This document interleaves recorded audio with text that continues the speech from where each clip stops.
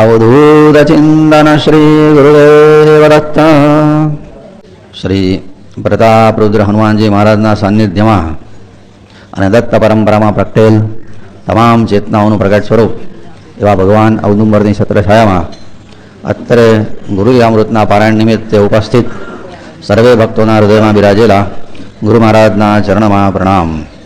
અલગ કચ્છ નિરંજન સાવિત્રીના મૃત ભરથારને ગુરુ મહારાજે કૃપા કરીને સજીવન કર્યો.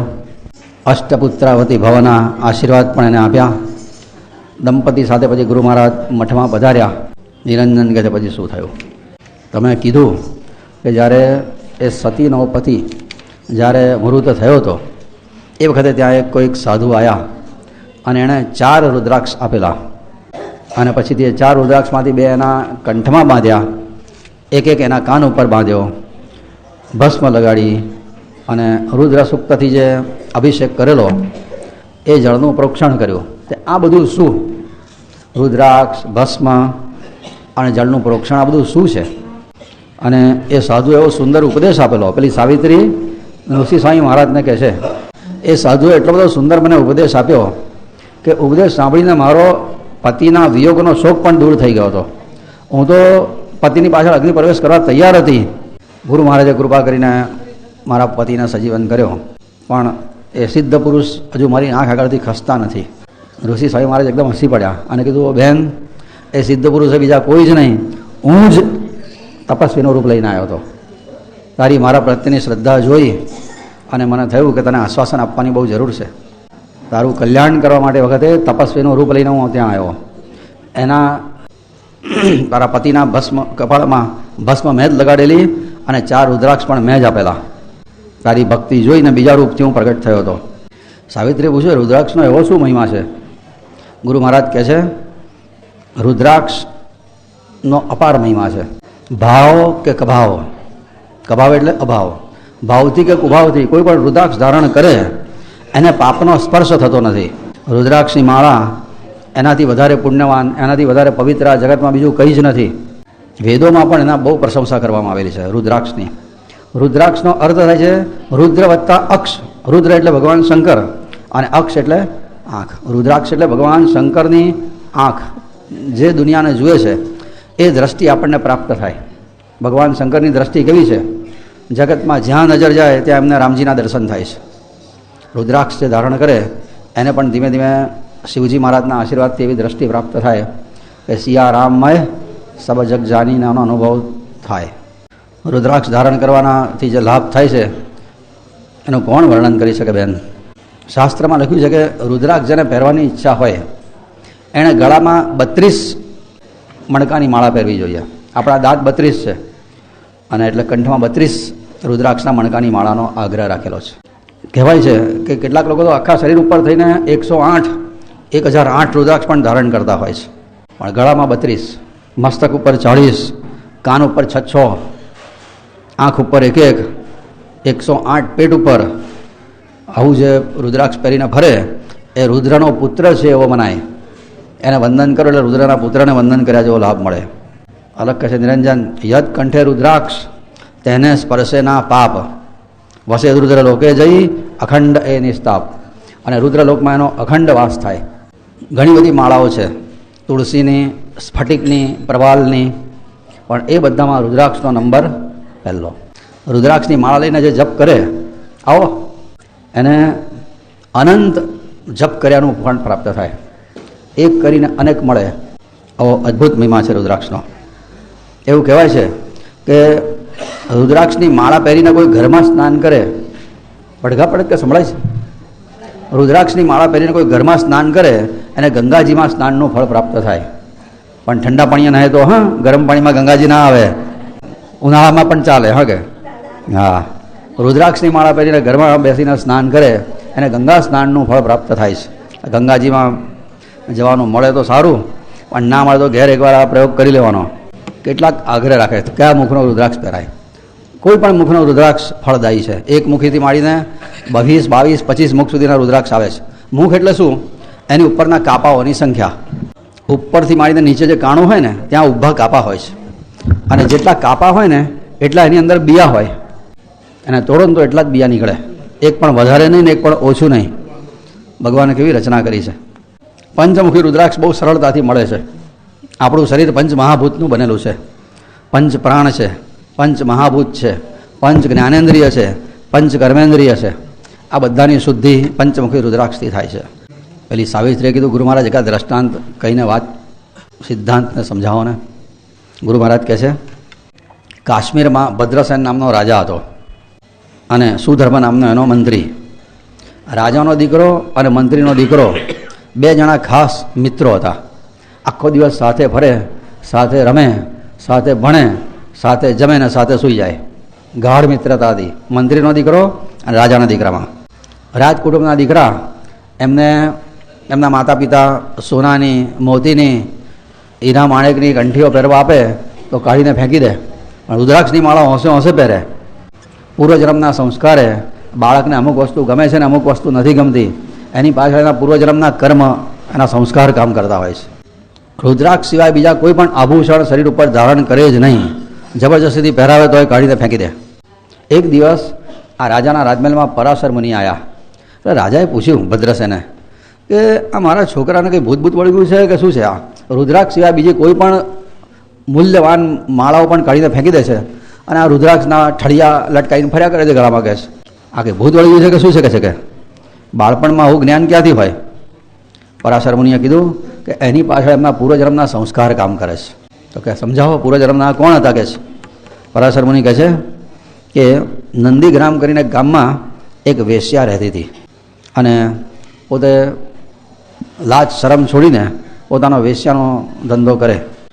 એને ત્યાં બહુ મોટી અતિ શ્રીમંત હતી, બહુ મોટો રંગમંચ હતો, નાટ્યગૃહ જેવો, અને રોજ એનો પાછો નાચ ગાનનો ખેલ પણ થાય. શોખીન લોકો જાય, ભરપૂર પૈસા લૂંટાવે અને એવી રીતના એનું જીવન ચાલતું હતું.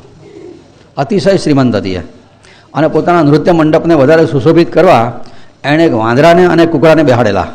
નૃત્ય મંડપ જીવતા લાઈવ, એક વાંદરાનું બચ્ચું હતું અને એક કુકડો હતો. અને પાછી એને શણગારવા માટે બંનેના ગળામાં રુદ્રાક્ષની માળાઓ પહેરાવીને બેહાડે ત્યાં. અને પછી પોતાનો નાચ ગાનનો જલસો બધો ચાલે એનો. એકવાર એવું થયું કે એક વેપારી હતો, શિવ ભક્ત હતો, એના રાજમહેલ પાસે આવ્યો.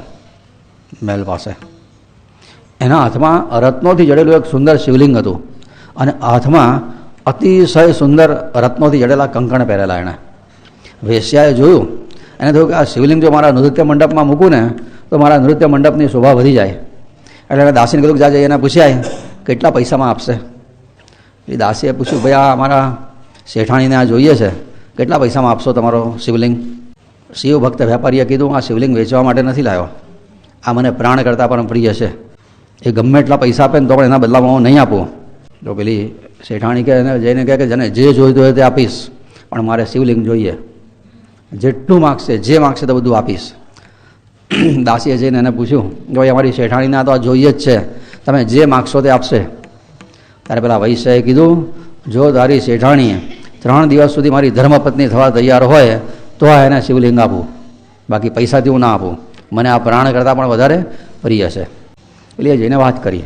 વેશ્યા એની પાસે આવી, વેપારી પાસે, અને કહે કે આજથી 3 દિવસ માટે હું તમારી પત્ની, તમારી ધર્મપત્ની તરીકે 3 દિવસ રહીશ અને પત્ની પોતાના પતિની સાથે જે રીતના રહે એ રીતના તમારી સાથે વ્યવહાર કરીશ. 3 દિવસ સુધી બીજા કોઈ ગ્રાહકને નો એન્ટ્રી, હું અને તમે 2 જ જણા કહીશ. પેલો કે પણ તું તો વેશ્યા છે, તારા વચન પર ભરોસો કઈ રીતના મુકાય? તારે કે હું સૂર્ય અને ચંદ્રને સાક્ષી માનીને આ શિવલિંગ ઉપર હાથ મૂકીને પ્રતિજ્ઞા કરું છું કે 3 દિવસ સુધી હું તારી ધર્મપત્ની તરીકે રહીશ અને એ પ્રમાણે મારી ફરજ બજાવીશ. વૈશ્ય એને શિવલિંગ આપ્યું, પણ કીધું કે જો યાદ રાખજે, મને આ પ્રાણ કરતાં પણ પ્રિય છે, એના વિરહમાં મારથી જીવાશે નહીં, માટે જ બરાબર હાચવજે એને. પેલી કહે કે ના ના, હું આટલી મોટી પ્રતિજ્ઞા કરીને લઉં છું તો એને મારે હાચવાની મારી પણ ફરજ છે ને, સાચવી છે ને. નૃત્ય મંડપમાં સારી જગ્યાએ ગોઠવી દીધું. રાત્રે બંને જણા શયન કર્યું અંતઃપુરમાં. ભોગ સમયે લિંગ પાસે રખાય નહીં એટલે ત્યાં નૃત્ય મંડપમાં રાખેલું. આ બાજુએ મધ્યરાત્રિનો સમય થયો અને અચાનક આ વેશ્યાના ઘરમાં આગ લાગી. એટલી બધી આગ જોતામાં ફેલાઈ ગઈ ચારે બાજુથી. બચાવો બચાવો, દોડો દોડો કરતાં બધા જીવ બચાવવા માટે ભાગ્યા પડીને. માણસો, દાસ દાસીઓ, આ વૈશ્ય અને પેલી વેશ્યા બધાએ બહાર તો નીકળી ગયા પણ કશું જોડે લઈ શક્યા નહીં.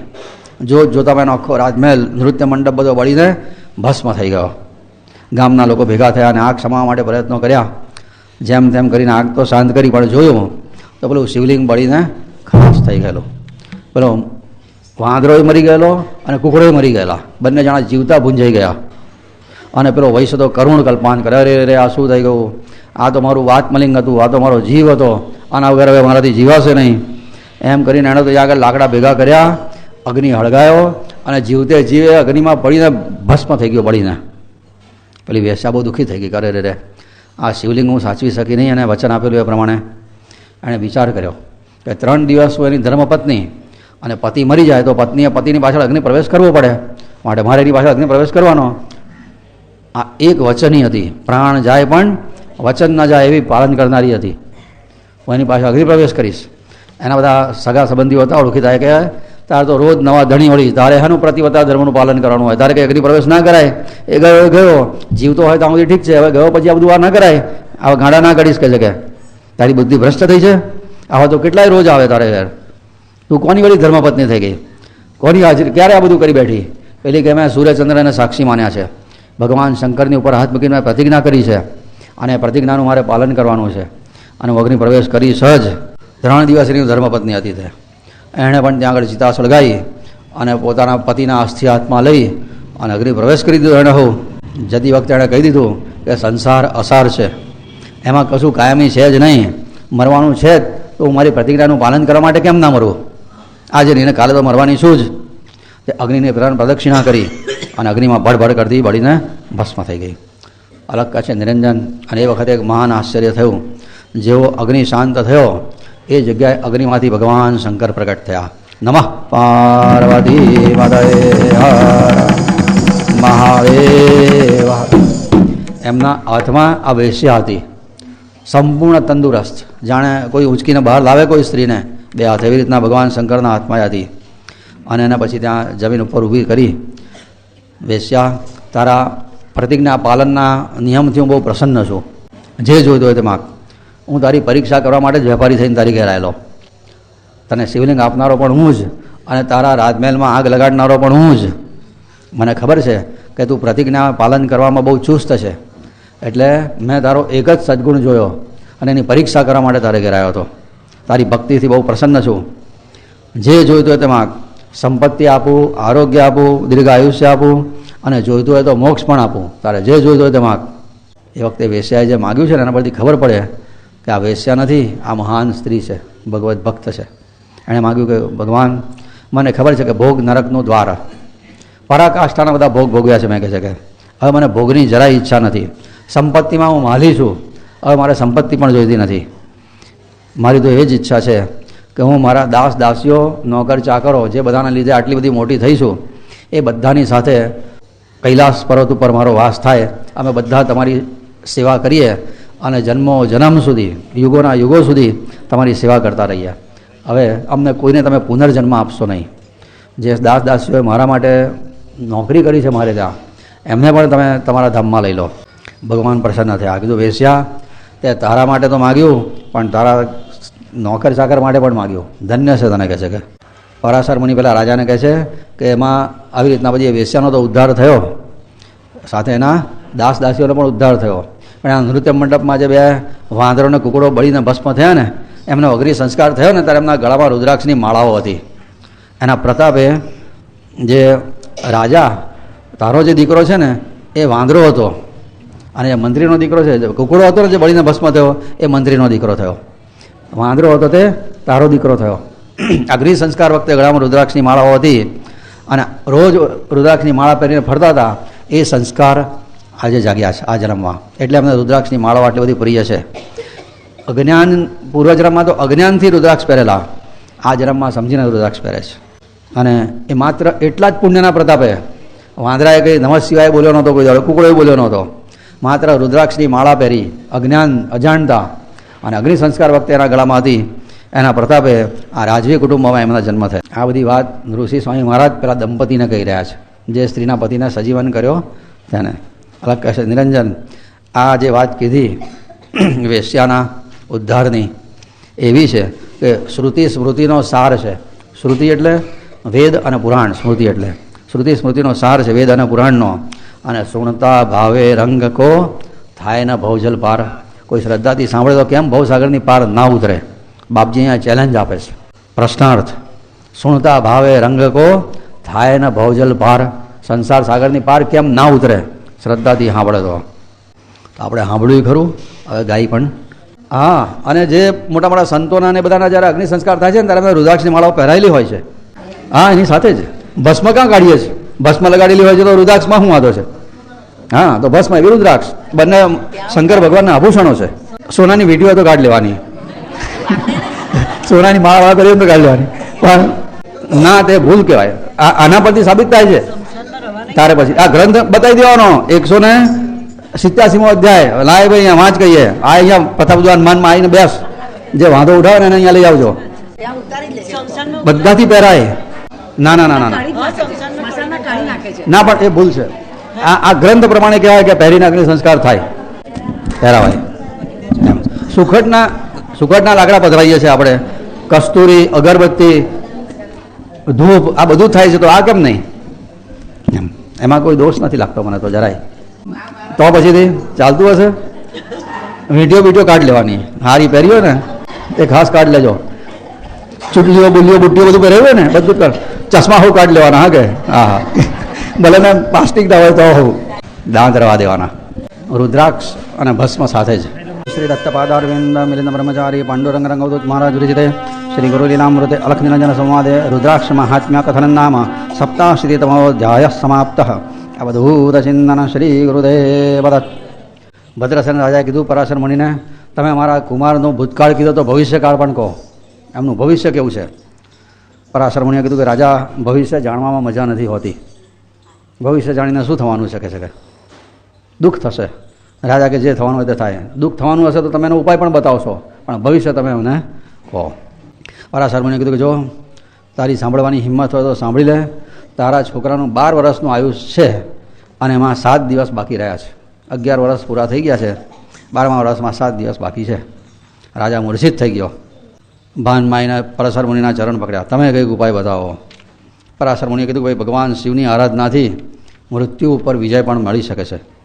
બ્રહ્માજીએ આ રુદ્ર અધ્યાય જે છે, અષ્ટાધ્યાયી રુદ્રી જેને કહીએ, એના પાઠ કરવાથી આયુષ્યની વૃદ્ધિ થાય છે.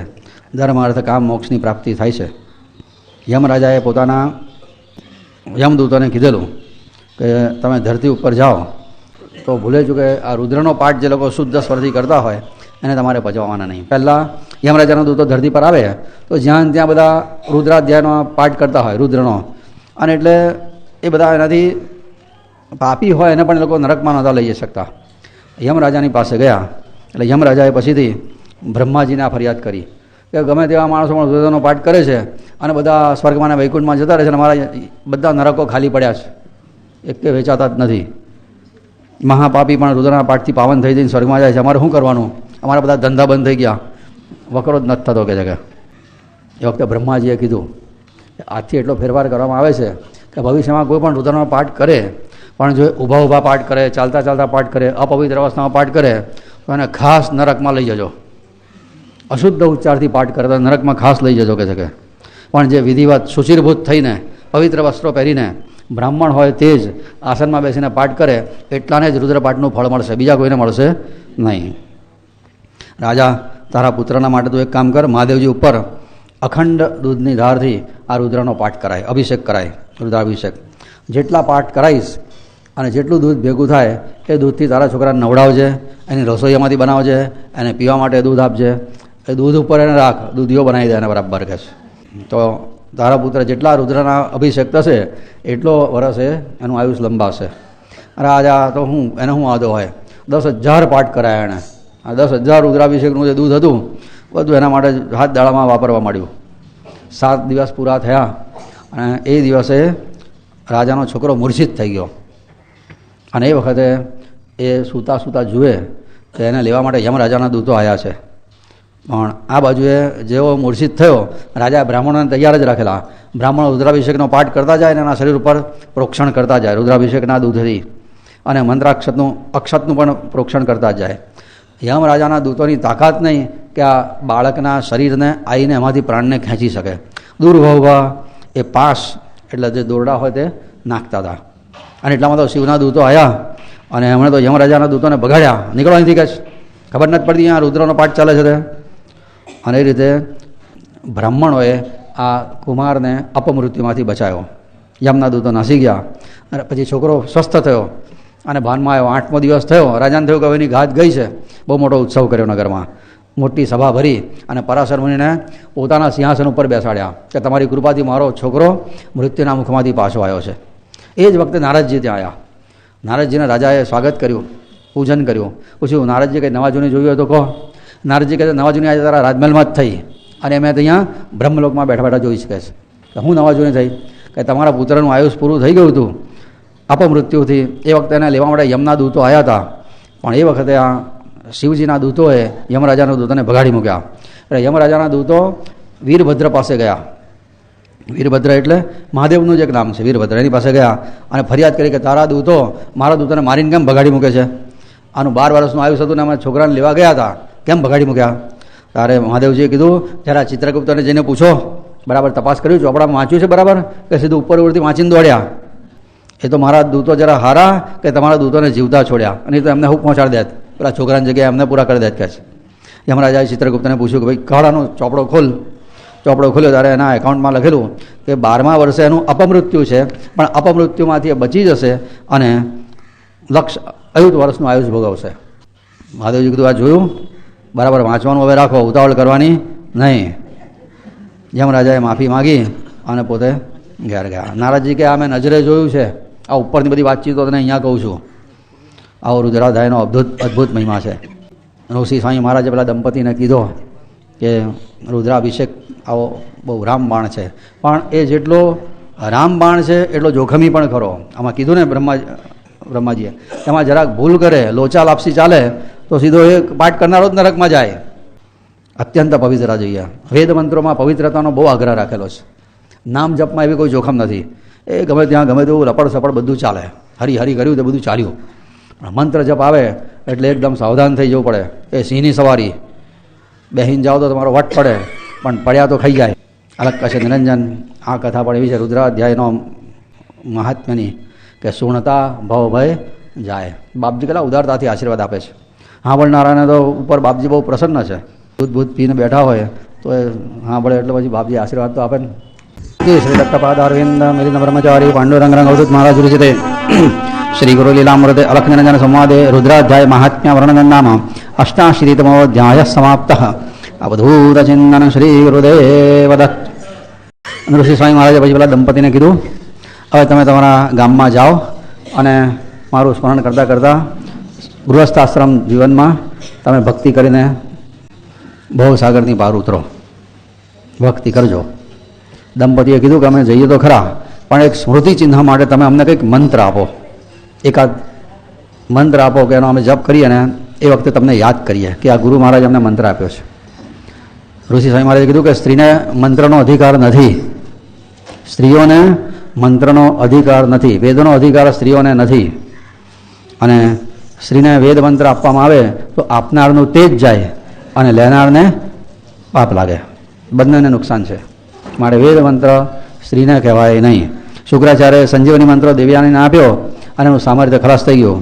ખબર છે પેલી કહેવાય બધી વાત ખરી, પણ છતાંય કંઈક એવું કશું કહો કે જે અમે તમારા યાદ સ્મૃતિમાં કંઈક કરીએ કે ગુરુ મહારાજ અમને આવું કીધેલું. ગુરુ મહારાજ કે હાર જો એવી ઈચ્છા હોય તો તમે સોમવારનું વ્રત કરો. જેણે ભવસાગરની પાર ઉતરવું હોય એના માટે આ વ્રત ખાસ ઉપયોગી છે. સોમવારનું વ્રત ભગવાન શંકરને બહુ પ્રિય છે.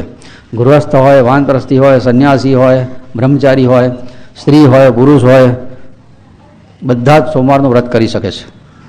દિવસે ઉપવાસ કરવાનો, સાયંકાળે મહાદેવજીની પૂજા કર્યા પછીથી એક સમય ભોજન કરવાનો, આવું સોમવારનું વ્રત હોય છે. એનો મહિમા સાંભળવાથી પણ સિદ્ધિઓની પ્રાપ્તિ થાય છે. એટલે પેલી સ્ત્રીએ કીધું કે મને એનો મહિમા સમજાવો, સોમવાર વ્રત કેવું હોય છે. એટલે ઋષિ સ્વામી મહારાજ એ દંપતીને કહે છે, આ બધી કથા થઈ રહી છે મઠમાં, ગાંડગાપુરમાં. ચિત્રભર્મા નામનો એક રાજા હતો, મહાન શિવ ભક્ત. પુત્ર નહોતા, શિવજીને ખૂબ કાલાવાલા કર્યા. મહાદેવજીની કૃપાથી એને ત્યાં એક દીકરી જન્મી. એનું નામ પાડ્યું સીમંતિની. રૂપ અને ગુણમાં સૌથી શ્રેષ્ઠ. જ્યોતિષોનું જ્યોતિષ જોઈને કીધું કે તમારી કન્યા મહાન સુલક્ષણા થશે અને મહાન એ પણ શિવ ભક્ત થશે, પતિ સાથે લાંબુ ચીર આયુષ્ય ભોગવશે, મહારાણી થશે અને પૂજાશે જગતમાં. રાજાને આનંદ થયો. થોડા વખત પછી એવું થયું કે રાજાના રાજમહેલમાં એક બ્રાહ્મણ અચાનક આવ્યો, તેજસ્વી સ્વરૂપ એનું એકદમ, અને આવીને સીધો જ રાજાના રાજમહેલ ઉપર બેસી ગયો, અરે સિંહાસન ઉપર બેસી ગયો અને બેસીને કીધું, રાજા તું કહે છે ને તારી છોકરી ભલે ગમે તે હોય એ 14મા વર્ષે વિધવા થવાની છે, આટલું કહીને ઊભો થઈને પાછું જતો રહ્યો સડસડાટ. રાજાને તો ધાસકો પડ્યો, મારા બાપરે આ હું બોલી ગયો, અને પરણાવું કે ના પરણાવું ચિંતા થવા માંડી. આ વાત પેલી સીમંતીને પણ સાંભળેલી કે આ બ્રાહ્મણ આવું બોલીને ગયો છે, 14મા વર્ષે મારે વૈધવ્ય છે. એ વખતે થોડા વખત પછી એના રાજમહેલમાં યાજ્ઞવલ્ક્યના પત્ની મૈત્રેયી આવ્યા. સીમંતીને એમને એકલી મળી, બહુ ડાહી છોકરી હતી. એણે મળીને એમને કીધું કે મને આવું વૈધવ્યનો યોગ છે, મારું સૌભાગ્ય સ્થિર થાય એના માટે કંઈ ઉપાય બતાવો ને. મૈત્રેયે કીધું, તને ખબર નથી ભગવાન શંકર મૃત્યુંજય છે, એની પાછળ તું પડ ને, તારું આરોગ્ય પણ વધશે અને આયુષ પણ વધશે, ઝાકે છે. પણ કે મને ખબર નથી કેવી રીતના શિવજીની ઉપાસના કરવાની, શું કરવાનું? કારણ કે સોમવારનું વ્રત કર, રોજ જો તારે દર સોમવારે તારે ઉપવાસ કરવાનો, બ્રાહ્મ મુહૂર્તમાં ઉઠવાનું, સ્નાન કરી અને મહાદેવજીની પૂજા કરવાની, આખો દિવસ કશું ખાવાનું નહીં, અને સૂર્યાસ્ત વખતે ફરી પૂજા કરવાની, પછી તારે જમવું હોય તો જમવાનું. એને કીધું, આ તો બરાબર, એનાથી શું લાભ થાય? તારે મૈત્રીએ કીધું કે એમાં મહાદેવજીની ઉપર અભિષેક કરવાથી પાપ બળીને ભસ્મ થાય છે, ઓઠિયાનું પૂજા કરવાથી રાજ્યની પ્રાપ્તિ થાય, પેલો નંદી હોય છે ને એની ગંધ એટલે ચંદન, અક્ષત અને પુષ્પ અર્પણ કરો તો સૌભાગ્યની પ્રાપ્તિ થાય, સુખની પ્રાપ્તિ થાય, ધૂપ કરો તો જીવનમાં સુગંધ આવે, દીવો કરો તો કાંતિ તેજ વધે, ભોગ ભગવાનને નૈવેદ્ય ધરાવવાથી સંસારના બધા ભોગ પ્રાપ્ત થાય છે, અને તાંબુલ અર્પણ કરો તો લક્ષ્મીજી મળે, નમસ્કાર કરો તો 4 પુરુષાર્થ સિદ્ધ થાય, ધર્મ અર્થ કામને મોક્ષ, મહાદેવના નામનો જપ કરો તો 8 પ્રકારનું ઐશ્વર્ય મળે, મહાદેવજીના નિમિત્તે ઓમ કરો તો ઘરના બધા ભંડાર ખજાના સંપૂર્ણ ભર્યા પડ્યા રહે, મહાદેવની પ્રદક્ષિણાથી સિદ્ધિઓ દાસી થાય, અને એમની સ્તુતિ કરવાથી, ધૂન કરવાથી, ભજન કરવાથી રિદ્ધિ સમૃદ્ધિ પણ પ્રાપ્ત થાય, મહાદેવના નિમિત્તે બ્રાહ્મણને ભોજન કરાવવાથી બધા દેવો તૃપ્ત થાય છે. બહુ મહિમા છે. સીમંતજીને આ વાત ગળે ઉતરી ગઈ, સોમવારનું વ્રત એ નિષ્ઠાપૂર્વક કરવા માંડી. રાજાએ વિચાર કર્યો કે આ શું કરું, પરણાવું કે ના પરણાવું? પછી એમ થયું કે ભાઈ 14 વર્ષની થઈ છે, હવે પરણાવી તો જોઈએ, આ વાત મારા સિવાય કોઈ જાણતું જ નથી રાજાને એમ.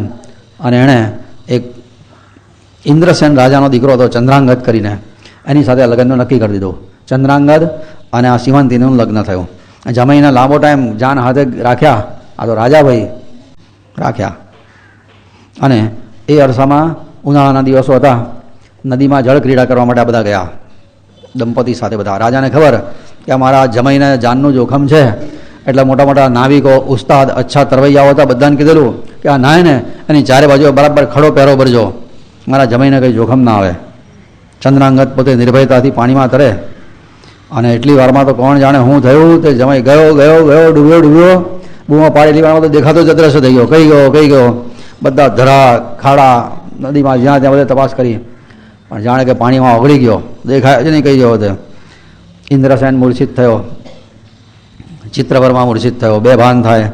સીમંતીને ખબર પડી કે મારા પતિએ અવસાન થયું છે, બળી પાણીમાં ડૂબીને મરી ગયા છે, પણ સબ હાથમાં આવતું નથી. એણે કીધું કે તું પતિની પાછળ અગ્નિ પ્રવેશ કરીશ. તારે બધા બ્રાહ્મણોએ કીધું ભાઈ પતિનું શબ હોય ને તો જ અગ્નિ પ્રવેશ થાય, પણ શબ ના હોય તો અગ્નિ પ્રવેશ થાય નહીં, માટે તારે વૈધવ્યનું પાલન કરવું પડશે. પોતે વૈધવ્યનું પાલન કરે. બંને વેવૈયો અતિશય દુઃખી થયા, શોક કરે, એકબીજાની પાસે દુઃખ વ્યક્ત કરતા હતા. અને આ બાજુએ ચિત્રવર્માએ પછીથી સીમંતીને પોતાને ત્યાં પોતાની પુત્રી તરીકે રાખી. ભલે મારો છોકરો મરી ગયો, પણ હું તને મારી પુત્રીની જેમ રાખીશ. તે ચિત્રવર્માની પાસે આ રહે. પેલો ઇન્દ્રસેના તો એને ખબર પડી કે મારો છોકરો તો પાણીમાં ડૂબીને મરી ગયો, ગાંડા જેવો થઈ ગયો. તે મંત્રીઓએ ઇન્દ્રસેનનું રાજ પડાવી લીધું અને ઇન્દ્રસેનને જેલમાં પૂરી દીધો, કંસની જેમ. કંસે ઉગ્રસેનને જેલમાં પૂરીને રાજા થયેલો ને એવી રીતના એના મંત્રીઓએ બધાએ રાજપાટ પડાવી લીધું, મંત્રીઓ થઈ ગયા રાજા, અને ઇન્દ્રસેનને જેલમાં પૂરી દીધો. હવે થયું હતું કે આજે ચંદ્રાંગદ હતો એ પાણીમાં ડૂબ્યો તો ખરો, પણ ડૂબ્યો એવો સીધો તણાતો પાતાળમાં ઉતરી ગયો. આ બધી છે ને વાતો કપોળ કલ્પિત નથી, આવી બધી સત્ય વાત છે. આ અત્યારે આપણને ભલે આ બુદ્ધિમાં ના બેસતી હોય, પણ આ સાચી વાતો છે બધી. પાતાળમાં ઉતરી ગયો. ત્યાં એક નાગ કન્યા સ્નાન કરવા આવેલી. એણે જોયું કે આ કોણ તણાતો જાય છે. બહાર કાઢ્યો, ત્યાં અમૃતનું સિંચન કર્યું. ચંદ્રાંગત ભાનમાં આવ્યો અને પછી તેને વાસુકી નાગ પાસે લઈ ગઈ. વિચિત્ર નગર, નાગલોક હતું. બધા મોટા મોટા નાગ, એ ઊંચું ઊંચી ફેણ કરીને આમ બેઠેલા મોટા. અને પછી એ કન્યા હતી, નાગ કન્યા, એને નાગની સભામાં લઈ ગઈ. સર્પોની મહાસભા, અસંખ્ય સર્પો. એમાં મધ્યમાં સિંહાસન ઉપર વાસુકી રાજ, નાગનો રાજા કહેવાય, ઊંચી ફેણ કરીને બેઠેલો 1000 ફેણથી.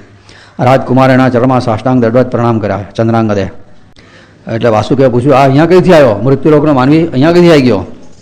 ત્યારે પેલી કન્યાએ કીધું, નાગ કન્યાએ, કે કંઈ હું જાણતી નથી, આ તો તણાતો જતો હતો, બહાર કાઢ્યો પાણીમાંથી અને અમૃતનું સિંચન કર્યું, જીવતો થયો છે ને અહીંયા લાવી શકે છે. કે વાસુકીએ પૂછ્યું, બોલ તું કોણ છે ને અહીંયા કઈથી આવી ગયો?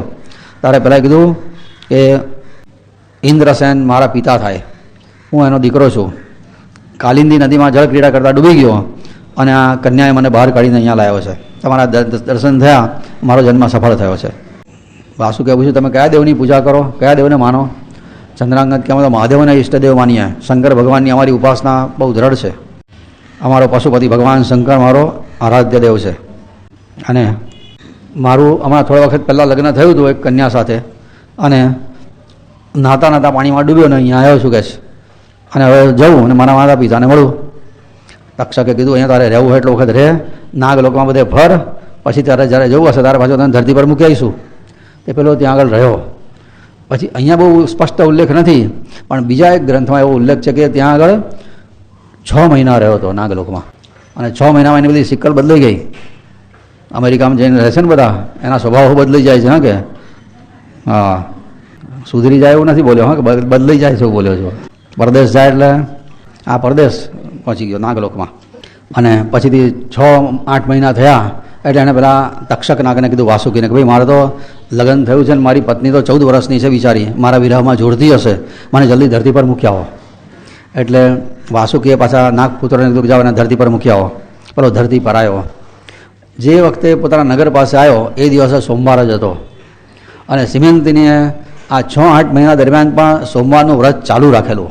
એની શ્રદ્ધા હતી કે મૈત્રીના કહેવા પ્રમાણે વ્રત કરું છું એટલે મારું સૌભાગ્ય અખંડ રહેશે. તે રોજના નિયમ પ્રમાણે સવારમાં વહેલી ઉઠીને સ્નાન કરીને મહાદેવની પૂજા કરેલી, પછી નદીમાં સ્નાન કરવા માટે આવેલી, કાલિંદી નદીમાં. અને એ વખતે આ ચંદ્રાંગત ત્યાં પહોંચ્યો. તો એણે તો વૈધવ્યના શણગાર હોય, સફેદ એક વસ્ત્ર પહેરેલું, ચાંદલો ના હોય, ચૂંદલી બધું કશું ના પહેર્યું હોય, સ્ત્રીના સૌભાગ્યવતી સ્ત્રીના શણગાર નહીં. ચંદ્રાંગતને તો હું જીવું છું ને આ કોણ? આ મારી પત્ની જેવી દેખાય છે, પણ પત્ની હોય તો આ વિધવાના વસ્ત્રો કેવી રીતના પહેર્યા હોય બધા કહે છે કે મનમાં વિચાર કરે. અને પછી સિમંતીને આને જોયું, એને થયું કે આ મારા પતિ જેવો લાગે છે પણ જરાક બદલાઈ ગયો છે ખરો થોડો. એની પત્નીને વાત કરી, ભાઈ આ તું જેને વાત કર, આ કોણ છે? ચંદ્રાંગત પછી નજીક આવ્યો અને એને કીધું કે જો ભાઈ તારો પતિ જીવ. ચંદ્રાંગદે એને અરખના સમાચાર એકદમ આપ્યા નહીં. એને કીધું તારો પતિ જીવે છે અને 2 દિવસ પછી તને મળશે. સિમંતીને આનંદ થયો અને નિયમ પ્રમાણે પછીથી જ્યારે ફરીથી એ નદી કિનારે આવી ત્યારે ત્યાં ચંદ્રાંગત સાથે એનું મિલન થયું. અને સિમંતીને બધી વાતની ખબર પડી કે મારા પતિ તો નાગલોકમાં પહોંચી ગયા હતા અને નાગ રાજ વાસુકીની કૃપાથી સજીવન થયા છે અને ફરીથી અહીંયા આવ્યા છે. બહુ અરખાઈ ગઈ કે ભગવાન શંકરે મારી ઉપાસના સ્વીકારી, મારું તપ ફળ્યું. અને પછીથી તો એ નાગપુત્રોએ ઇન્દ્રસેન રાજાનું જે રાજ પેલા મંત્રીઓએ પડાવી લીધેલું, મંત્રીઓને જેને કીધું કે તમે એવું માનતા હોય ને કે ઇન્દ્રસેનનો છોકરો મરી ગયો ડૂબીને, એ જીવતો છે ને આવ્યો છે અને ઇન્દ્રસેનને રાજગાદી પાછી સોંપો, નહીં તો નાગ સાથે તમારે પહેલું યુદ્ધ થશે, નાગ લોકો સાથે, નાગની સેના સાથે, પછી માણસોની સેના સાથે યુદ્ધ થશે. મંત્રીઓ ગભરાઈ ગયા. ઇન્દ્રસેનને જેલમાંથી મુક્ત કર્યો, એને રાજ પણ આપ્યું. અને આ બધું ચંદ્રાંગત અને સિમંતીની નગરમાં આવ્યા. રાજાને બહુ આનંદ થયો અને ખૂબ પ્રેમથી ધામધૂમથી એ લોકોનું સ્વાગત કર્યું. અને ચિત્રવર્માએ પછીથી ઇન્દ્રસેનને આમંત્રણ આપ્યું. ઇન્દ્રસેન પણ આવ્યો. બંને વેવાઈઓ મળ્યા, અરગ થઈ ગયો બધાને. અને સામયું કરીને ઠાઠ માઠથી પછીથી ચંદ્રાંગદે સિમંતીને એમના નગરમાં વાસ થયો. ગુરુ મહારાજ કહે છે તું પણ આવી રીતના સિમંતીને આ સોમવારનું વ્રત કરજે, તને પણ આવી રીતના સંસારના બધા સુખ પ્રાપ્ત થશે, જે જોઈએ તે. દંપતી કહે હવે મારે ઘેર જવું જ નથી, આ અહીંયા થોડા દાડા રહ્યા અને એવું સારું લાગે છે, આ પૂરું ના થાય તો સારું. સારું લાગે, ઘેર જવું જ નથી અમારે, કહે છે કે અહીંયા સારું લાગે છે, અહીંયા જ રહી જઈએ. ગુરુ મહારાજ કે ના એવું નહીં, તમે ગૃહસ્થ છો, જાઓ ઘેર જાઓ. અને પછી એ બંને જણા દંપતી પોતે ઘેર ગયા અને માતા પિતાને વાત કરી કે ઋષિ સ્વામી મહારાજની કૃપાથી પતિ સજીવન થયા છે અને અષ્ટપુત્રની આશીર્વાદ પણ મળ્યા છે. પછી તો વારે ઘડીએ દર વર્ષે ગાણગાપુર પોતે ચાલતા આવે, ગુરુ મહારાજની ભક્તિ કરે, સ્તુતિ કરે, થોડા દિવસો ગાણગાપુર રહે, પછી પાછા પોતે ઘેર જાય. અને એ રીતે ભક્તિ કરતાં કરતાં છેવટે ગુરુ મહારાજની કૃપાથી એ જન્મે ભવસાગરની પાર ઉતર્યા. આ સીમંતિનીનું બીજું એક વાત છે ને, ભાગવતમાં આવે છે, સાંભળવા જેવી છે આ વાત. આ સીમંતિની છે ને એ નિષદ દેશમાં રાજા હતો. આ ચંદ્રાંગદ ને સીમંતિની બે જણા એ રાજાને રાણી થયા ને પછી સીમંતિની આ જીવન સોમવારનું વ્રત કરેલું અને શિવજીની એની બહુ દ્રઢ ઉપાસના. સોમવારના દિવસે એના બાળને કોઈ પણ દંપતી જો આવે પતિ પત્ની તો એને મોં માગ્યું દાન આપવાનું. હવે એનો નિયમ હતો, જે માગે તે આપવાનું, ઉદાર હાથે આપે. તે એવું થયું હતું કે એ વખતે વિદર્ભ દેશમાં બે બ્રાહ્મણો રહેતા હતા, એના બે છોકરા. તે છોકરાને ભણવા માટે કાશી મોકલ્યા. કાશીમાં ભણીને આવ્યા પછી એમના મા બાપને લગ્ન કરવાની ચિંતા થઈ કે આ ભણીને તો આવ્યા છે, હવે પરણાવવા કેવી રીતના? પરણાવવા હોય તો ખર્ચો થાય, અને જો તરત ના ભણીને આવ્યા છે, અત્યારે કમાયા તો છે નહીં, લગ્નનો ખર્ચો કેમનો કરવાનો? એટલે એમના પિતા એવું કીધું કે તમે એક કામ કરો, રાજાના દરબારમાં જાઓ, ત્યાં જઈને તમારી વિદ્વતા બતાવો વિદર્ભ નરેશ પાસે જઈને, અને રાજા પ્રસન્ન થઈને તમને કંઈ બક્ષિસ આપશે, એમાંથી આપણે તમારું લગ્ન કરીશું. એ બે છોકરાઓ વિદર્ભ દેશના રાજા પાસે ગયા, જઈને કે અમે કાશીમાં પંડિત થઈને આવ્યા છે, અમારી વિદ્વતા બતાવીએ. રાજા મહાકંજૂસ હતો, આ વિદર્ભ નગરનો જે હતો ને તે એને થયું કે આ પંડિતે બતાવ્યું તો કંઈ આપવું પડે, એના કરતાં એણે બાય બાય ચાણી કિસકે ઘેર જા. એણે કીધું ભાઈ તું એક કામ કર, જો તારે ખરેખર મોં માગ્યું દાન જોઈતું હોય તો તું નિષદ દેશના રાજાને ત્યાં જા. ચંદ્રાંગદ એનો રાજા છે અને એની મહારાણી સીમંતી મહાન, એનું તપ બહુ પ્રચંડ છે, મહાન શિવ ભક્ત છે. એના બાયણે આવેલાને મોં માગ્યું વરદાન આપે, દાન આપે છે. તમે બે જણા પતિ પત્ની બનીને ત્યાં જાઓ. પેલા કે અમે તો બે છોકરા છીએ, પતિ પત્ની નથી, અમે હજુ પરણ્યા જ નથી, તો પતિ પત્ની કઈથી લાવીએ? કે તમારે કઈ મૂછે ફૂટી નથી ને દાઢીએ ફૂટી નથી, એક બની જાઓ છોકરી ને એક બની જાઓ છોકરો, પતિ પત્ની બનીને જાઓ અને જે માગશો તે આપશે. આ તો સીમંતીનો નિયમ છે કે સોમવારે જે આવે એ દંપતીને મોં માગ્યું આપવાનો. એમાંનો એકનો છોકરો હતો ને એનું નામ હતું સોમવાન. એ હજુ દાઢી મૂછ કશું ફૂટ્યું નહોતું, એને સ્ત્રીનો વેશ બધો પહેરાયો, ચાંદલા ચૂંદલી બધું કર્યું અને સાડીઓ વાડીઓ બધી પહેરાવી દીધી, અને ઝાંઝરા બાંજરા બધા બંગડીઓ બધી પહેરાવી દીધી. અને એનો ભાઈબંધ જે બીજો હતો એ થયો એનો પતિ, અને આ પતિ પત્ની ચાલ્યા સીમંતીના દરવાજે. અને ત્યાં ગયા પછી ત્યાં આ લોકોએ તો માગી લીધું, આ જોઈએ તે જોઈએ ફલાણું જોઈએ ઢીકણું, આખી જિંદગી કમાવું ના પડે ને એટલું માગી લીધું બે જણાએ. અને સીમંતીનીએ બધું આપી દીધું એમને. પણ સીમંતીનો નિયમ હતો કે આપતી વખતે પેલી સ્ત્રીના કપાળમાં કંકુનો ચાંદલો કરે અને પેલા પુરુષના કપાળમાં ચંદનનો ચાંદલો કરે, અને બંનેને પતિ પત્ની સમજીને એ દાન આપે. આણે પેલા ચાંદલો કર્યો કંકુનો અને પેલાને કર્યો ચાંદલો ચંદનનો. અને આ તો સીમંતીનું વચન, એણે ભાવના કરી કે આ તો સ્ત્રી, તો પેલો સોમવાન થઈ ગયો સ્ત્રી ખરેખરો, પરિવર્તન થઈ ગયું. પછી ઘેરા ભાઈ કપડા ગયા તો સ્ત્રી થઈ ગયો, એવો મરી ગયો હતો, મરી ગઈ. હવે સોમવાનમાંથી સોમવાની થઈ ગઈ, પત્ની બની ગયો. અને પેલા બે છોકરાઓના જે બાપ હતા ને તો રાજા પાસે લડવા ગયા, એ મારી છોકરાને છોકરી કેમ બાંધી દીધો? હવે ના ચાલે, તું ગમે તેમ કર. બોલો રાજા ભરાઈ ગયો કે હવે કરવું હું? એણે ભરદ્વાજ ઋષિની સલાહ લીધી કે આ શું કરવું? આ તો કરવા ગયા કંસારને થઈ ગયું થોડું, હું તો થયું કે બલા બહાર બીજાને બાયણે મોકલું, તારા તો છોકરી થઈ ગઈ, આખા ગામમાં મારી ફજેતી થશે. રાજાને થયું કે ભરદ્વાજ ઋષિએ કીધું તું પાર્વતી માતાને પ્રસન્ન કર, પાર્વતી માતા કંઈક આમાં રસ્તો કાઢશે. ત્યાં રાજાએ આ પેલી છોકરીના કલ્યાણ માટે પાર્વતી માતાનું તપશ્ચર્યા કરી. પાર્વતી માતા પ્રસન્ન થયા અને કીધું કે આ સોમવાન જે છે ને એની માં મરી ગઈ છે અને એનો બાપ એકલો છે જીવતો, જો એનો બાપ ફરીથી લગ્ન કરે ને તો એને બીજો છોકરો થાય. પણ આ સીમંતીનીએ જે એને છોકરી બનાવી છે તો છોકરી જ રહેવાની, કારણ કે સીમંતીની મહાદેવની ઉપાસના એટલી દ્રઢ છે, એણે એને છોકરી સમજીને ચાંદલો કરે એટલે છોકરી થઈ ગઈ. હવે કોઈ દાડો છોકરો થાય નહીં. આટલું બધું તપનું સામર્થ્ય હતું સોમવાર વ્રતનું. અલગ કહે છે નિરંજન ઉભય સાધન આ નક્કી. ઉભય સાધન એટલે આ લોકોને પરલોક, બે લોકોને સુધારનારું આ સાધન છે. શું? ગુરુ લીલામૃત ગાન અને જુએ સ્વાનુભવથી સહુ માની રંગ પ્રમાણ. બાપજી કહે છે મારા વચનમાં શ્રદ્ધા રાખીને લોકોનો આશ્રય કરે છે કે ગુરુ લીલામૃતનું ગાન આ લોકોને પરલોક બંને સુધારનારું છે. જય શ્રી દત્તપાદારવિંદ મિલિંદ બ્રહ્મચારી પાંડુરંગ રંગવદૂત મહારાજ વિરચિતે શ્રી ગુરુ લીલામૃતે અલખ નિરંજન સંવાદે સોમવાર વ્રત કથન નામ 89તમો અધ્યાય સમાપ્ત. અવધૂતચિંતન શ્રી ગુરુદેવ દત્ત.